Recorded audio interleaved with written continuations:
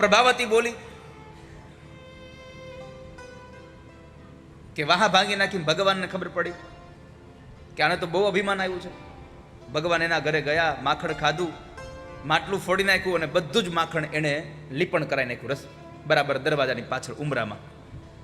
ગોપી આવી પાણી ભરીને અને જેવો પગ મૂક્યો અંદર દરવાજામાં, સીધી હામી દિવાલે. માખણમાં પગ મૂકે પછી શું થાય ને એનું વર્ણન ન હોય, એની અનુભૂતિ જ હોય ખાલી. પડી ગોપી. પણ ગોપી બહુ મિજાજ વાળી હતી. એણે યુક્તિ કરી કે આજ તો હવે આને પકડે પાર છે. એણે બરાબર માખણ ઉતાર્યું, સિક્કામાં માખણ લટકાવ્યું અને ઘરમાં પોતે સંતાઈ ગઈ ખૂણામાં. ભગવાનને સમાચાર મળ્યા, પ્રભાવતીએ માખણ ઉતાર્યું. ભગવાન પાછી આખા ગામની ટુકડી લઈને આવ્યા અંદર. ગોપી તો બેઠી બેઠી ગણે, 1 2 3 આખું ઘર ભરાઈ ગયું. એમાં બરાબર એનો દેર હોતે તો પ્રભાવતીનો.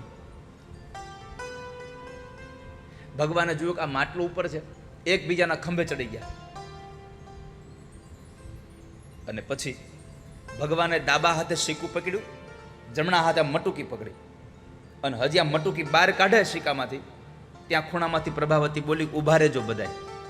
હવે પ્રભાવતી ઉભા રહેજો બોલે પછી ને ઉભા રહે ખરા કોઈ? બધા ભાગી ગયા. પણ બનવા જોગ ઘટના એવી ઘટી કે ભગવાનથી શીકું મુકાણું નહીં, ભગવાન લટકી ગયા. ભગવાન કહે છે આજ ફસાઈ ગયો.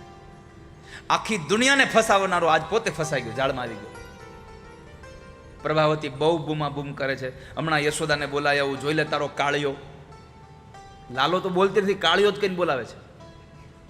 ભગવાનનો મિજાજ બહુ જાય છે. ભગવાનને એટલો ગુસ્સો આવે કાળિયો કે એટલે. પણ અત્યારે કાંઈ બોલાય એવું હતું નહીં, કારણ કે નકુચામાં આંગળી આવી ગઈ હતી. અત્યારે કંઈ બોલાય એવું હતું નહીં. ભગવાન કે કાંઈ વાત. પ્રભાવતીને શાંત કરી કીધું તારે મને માર ખવડાવો છે ને, યશોદાને તો અહીંયા લઈ આવે એના કરતાં મને યશોદા પાસે લઈ જા. તું ન્યાયને માર ખવડાવી દે મને. વળી પ્રભાવતીને થયું કે આ વાત સાચી છે, એટલે એને નીચે ઉતારીને લઈ જાય છે. રસ્તામાં એવી ઘટના ઘટી કે ભગવાનનો હાથ પકડીને જે જતી હતી એ ભગવાને હાથ મુકાવી અને ભગવાને બીજો હાથ એના દેરનો પકડાઈ દીધો. અને ભગવાન તો દોડીને મા પાસે વહી ગયા. માને જઈને કીધું, હે માં, હું તારો દીકરો કે નહીં? એટલે માં કહે છે, લાલા તને આ શું થયું પાછું? તું પેલા કેને હું તારો દીકરો કે નહીં? અરે હા, તો તને મારી માથે ભરોસો છે? હોય જ ને. માં સાચું કહું, હું કોઈ ગોપીના ઘરમાં કંઈ ખાવા નથી જતો, પણ આ ગોપીઓ મને હેરાન બહુ કરે છે. એમાં મને તું કે આજ કોઈ ગોપી આવીને એમ કે મેં તારા છોકરાને રંગે હાથ પકડ્યો, તું માને ખરી? માં કે તું તો મારા ખોળામાં બેઠો છો, ક્યાંથી માનું? અને આવે તો વાહો ભાંગી નાખું એનો હોતે, તારી હામું ન જોવે. એ કે તો મારી માં બરાબર. કે હવે એટલું મસ્ત મજાનું પ્લેટફોર્મ તૈયાર કર્યું એને. ત્યાં બરાબર પ્રભાવતી આવી આંગણામાં, જોર જોરથી બૂમા બૂમ કરે છે, એ યશોદા બહાર આવ, તારા છોકરાને રંગે હાથ પકડ્યો છે. ભગવાન કે લે માં, જો કઈ રહ્યો તો આવી હોતે. આ તો ભગવાનને લઈને માં યશોદા જાય છે. ઓસરીના કોરે ભગવાન ઊભા છે. માં યશોદાની બાજુમાં ચુંદડીનો છેડો ભગવાન મોઢામાં નાખીને ઊભા છે. માના સાડીનો પાલવ મોઢામાં નાખીને ઊભા ભગવાન. યશોદાજી કીધું, ગોપી આટલી બધી બૂમાબૂમ ન કરીશ, જરા અવાજ ધીરો કર અને આ ઘૂમટો ઉગાડી નાખ, નંદ બાબા ઘરમાં નથી. તે વળી ગોપીએ તો જમણા હાથથી કનૈયાનો હાથ પકડી રાખ્યો અને ડાબા હાથે ઘૂમટો ઉગાડ્યો. જોવે તો યશોદાને બાજુમાં કનૈયો. ગોપીની તો આંખો ફાટી ગઈ, આ ન્યા ક્યાંથી? અને એ ન્યા છે તો અહીંયા કોણ? અહીંયા જોયો તેનો દેર. શરમને લઈને એટલી એ શરમાણી છે, કાંઈ બોલી ન શકી. યશોદાજીએ ખૂબ એને ધમકાવી, પણ જતા જતા એના દેરના કાનમાં કહેતી ગઈ, તું ઘેર આવ્યા, બધા ધંધા તારા જ છે, તારો વારો ઘરે છે. પ્રભાવતી ગઈ, બાળકો ગયા, ગોવાળિયાઓ ગયા, ભગવાન રમવા માટે માં યશોદા પાસેથી મંજૂરી લઈને ગયા. અને ગોપી જ્યાં હજી ચોકમાં પહોંચીને ત્યાં ભગવાન એની સામે આવીને ઉભા રહે, અંગૂઠો બતાવ્યો, લે માર ખવડાવી લીધો તે મને.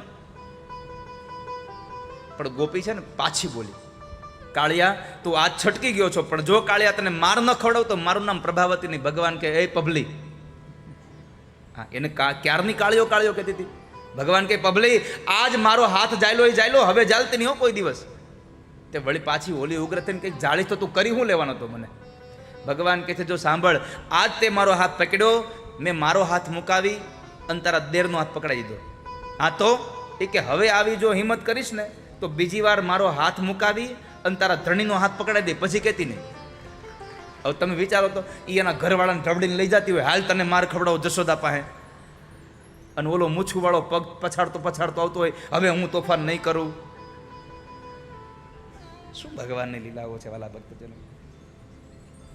આટલા હજારો વર્ષ પછી ખાલી કોઈ લખેલી કથાને વાંચીએ તોય તમારા ચહેરા ઉપર આટલું સ્મિત આવી જાય છે. તો જે સમયે પ્રભાવતીએ ભગવાનનો હાથ પકડ્યો હશે એ પ્રભાવતી કેટલી ભાગ્યશાળી હશે. શું લીલા હશે ભગવાનની. ભગવાન આમ લટકતા, તમે કલ્પના કરો તો આમ ભગવાન લટકતા હશે ને પ્રભાવતી નીચે ઊભી ઊભી બોલતી હશે. ક્યાં ભાગ્ય લેકર આઈએ.